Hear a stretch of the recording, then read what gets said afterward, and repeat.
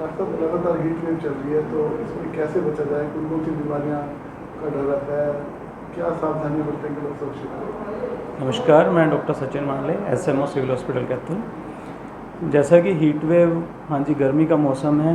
हर साल ये जो महीना है, खास करके सबसे गर्म ये जून का महीना, 15 मई से लेकर 15 जून तक, जो हमारा देसी महीना ज्येष्ठ का महीना भी कहा जाता है, इसी में लू सबसे ज़्यादा चलती है। सबसे ज़्यादा गर्म मौसम महीना इसी को माना जाता है साल का। तो इसमें जो ये गर्म हवा होती है, हमें सबसे ज़्यादा ध्यान रखना होता है डिहाइड्रेशन का। जो गर्म हवाएं होती हैं, जब हम इसमें काम करते हैं, हम बाहर हमें जाना पड़े, सफ़र करना पड़े, काम करना पड़े, तो डिहाइड्रेशन का यानी कि शरीर में पानी की कमी होने का ही सबसे ज़्यादा डर रहता है।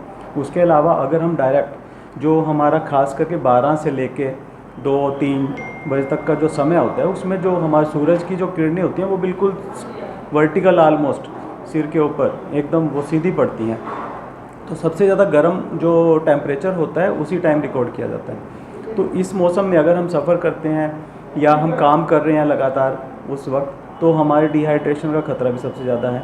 तो लेकिन लगातार गर्मी की वजह से, गर्मी अगर लग जाए तो हमें एक हीट स्ट्रोक कहते हैं उसे, उसकी वजह से हमें बुखार भी फील हो सकता है, हमें उल्टी दस्त हो सकते हैं उसकी वजह से, और बुखार भी हो सकता है। तो इन्हीं चीज़ों का हमें ध्यान रखना होता है। तो सबसे ज़्यादा ज़रूरी है कि अपने आप को हाइड्रेट रखें, यानी कि हमें शरीर में पानी की कमी नहीं होने देनी है। हमें पानी पीते रहना है, लगभग हर घंटे में 1 गिलास पानी हम पीते रहें। जो ये मैक्सिमम हीट वाला जो समय है 12 से लेकर 2, 3, 4 बजे तक, हमें कोशिश करनी चाहिए कि इस समय हम अपने घर में रहें या किसी छायादार स्थान पर ही रहकर काम करें। गर्मी में डायरेक्ट सन के नीचे हमें जाने से, काम करने से बचना चाहिए। अस्पतालों में किस तरह के इंतजाम है?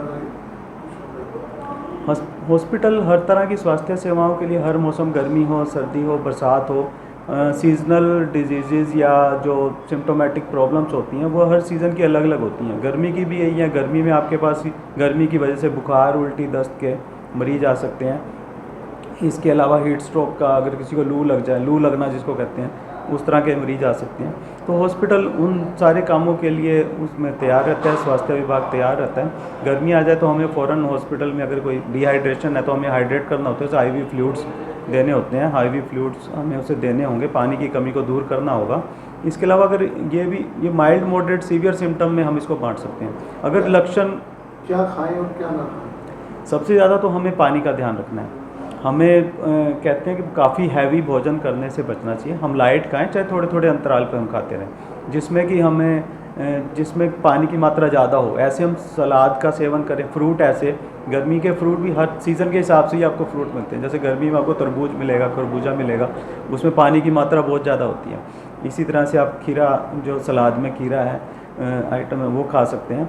लेकिन आप लाइट भोजन करें, लेकिन पानी का सबसे ज़्यादा ध्यान हमें पानी का रखना है, पानी की कमी नहीं होने देनी हमें। प्रॉपर्टी बेचने और खरीदने के लिए संपर्क करें फेयर डील प्रॉपर्टीज।